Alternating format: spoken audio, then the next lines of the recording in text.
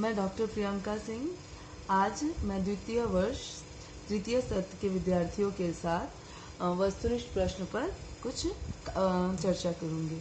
अभी तक हमने भारतीय काव्य शास्त्र में जो भी पढ़ा है उससे संबंधित कुछ वस्तुनिष्ठ प्रश्न आपके सामने हैं। उसी पे कुछ प्रश्न मैंने तैयार किए हैं जो इस प्रकार है। पहला प्रश्न है, काव्य किसे कहते हैं? इसको एक पंक्ति में कुछ इसका उत्तर देना है। द्वितीय प्रश्न है, श्रव्य काव्य और दृश्य काव्य से आप क्या समझते हैं? तीसरा सवाल है, प्रबंध काव्य किसे कहते हैं? उदाहरण सहित लिखें। चौथा सवाल, महाकाव्य और खंड काव्य को परिभाषित करते हुए एक एक उदाहरण दें। यानी महाकाव्य क्या है, खंड काव्य क्या है, और महाकाव्य रामचरितमानस किस तरह महाकाव्य है उसका एक उदाहरण दे दीजिए। उदाहरण के रूप में लिखना है। तो खंड काव्य में आपका पंचवटी का उदाहरण दे देना है। पांचवा प्रश्न है, रामचरितमानस और कामायनी किस तरह का ग्रंथ है? ये महाकाव्य है, ये लिखना है इसमें। छठा सवाल है, उदाहरण सहित मुक्तक की परिभाषा लिखें। सातवां सवाल, शब्दार्थों सहितो काव्यम किसकी उक्ति है? इसका उत्तर है भामा। आठवां प्रश्न है, वाक्यम रसात्मकम काव्यम किसकी पंक्ति है? उत्तर है आचार्य विश्वनाथ। नौवां सवाल है, रमणीयार्थ प्रतिपादक शब्द काव्यम की परिभाषा किसने दी है? उत्तर है पंडित जगन्नाथ। अब 10वां प्रश्न है, दृश्य काव्य का एक उदाहरण दे। नाटक उत्तर होगा। 11वां सवाल, काव्य हेतु से आप क्या समझते हैं? 12वां, काव्य हेतु को कितने भागों में बांटा गया है? उत्तर 3। 13वां सवाल है, प्रतिभा की किन्हीं दो विशेषताओं को लिखें। इसमें लिखना है कि कैसे ये जन्मजात है या ईश्वर प्रदत्त शक्ति है और प्रतिभा, इन्हीं सब चीजों को लिखना है। 14 नंबर सवाल है, व्युत्पत्ति से क्या समझते हैं? 15वां सवाल, कार्यत्री प्रतिभा का संवाहक कौन होता है? उत्तर होगा कवि।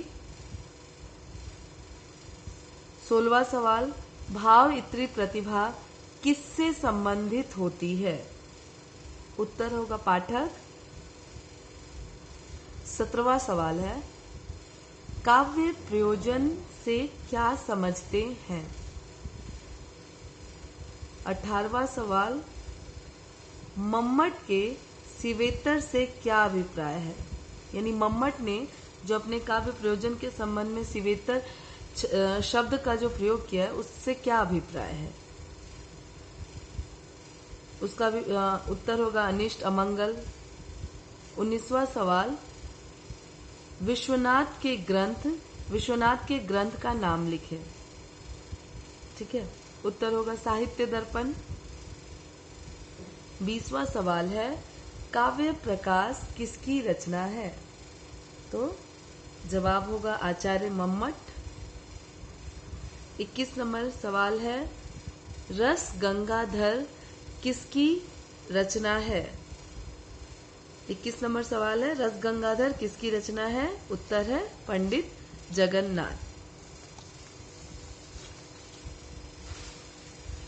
हम 22वें सवाल की बात करते हैं। 22वां सवाल है, दंडी की एक कृति का नाम लिखें। उत्तर है काव्यादर्श। 23वां सवाल है, नाट्य शास्त्र के रचयिता कौन थे? उत्तर है भरत मुनि। 24वां सवाल है, कांता सम्मित उपदेश से क्या अभिप्राय है? यानी कांता सम्मित उपदेश का अर्थ क्या है, उसको लिखना है। 25वां सवाल है, कीर्ति भनिति भूति भल सोई किसकी पंक्ति है? जवाब है तुलसीदास। 26 नंबर सवाल है, स्वांतः सुखाय का अर्थ बताए। काव्य प्रयोजन में जो ये शब्द तुलसीदास द्वारा जो प्रयुक्त है, स्वांतः सुखाय, इसका अर्थ क्या होता है, ये लिखना है। 27 नंबर सवाल है, काव्यालंकार किसकी कृति है? जवाब है भामा। 28वां सवाल है, काव्यालंकार स्तुत्रवृत्ति किसकी रचना है? आचार्य वामन जवाब है। आप देखिए, भामा की रचना का नाम है काव्यालंकार और आचार्य वामन की रचना का नाम है काव्यालंकार सूत्रवृत्ति। 29वां सवाल है, चंपू काव्य से क्या आशय है? जो हमने पढ़ा है कि काव्य के भेद में हमने इसका अर्थ जाना है। 30वां सवाल है, सिवेतर छतय से क्या आशय है? ठीक है, अब ये कुछ मॉडल क्वेश्चंस मैंने अभी बनाए हैं आपके लिए, लेकिन जरूरी नहीं है कि बस इतने ही। ये मैंने सिर्फ काव्य लक्षण, काव्य प्रयोजन और काव्य के भेद, इन 3 टॉपिक्स में से सवाल बनाए हैं। अभी इसके बाद भी मैं कुछ और भी आपके सामने प्रस्तुत करूंगी, लेकिन आज बस इतना ही। लेकिन आप इन 3 टॉपिक का भी आप खुद से भी ऑब्जेक्टिव बनाइए, अंदर अंदर कुछ कुछ पंक्तियों, किसकी पंक्तियां हैं वगैरह, इस तरह से भी सवाल बनेंगे। ये सिर्फ एक उदाहरण है। ठीक है, आज के लिए बस इतना ही।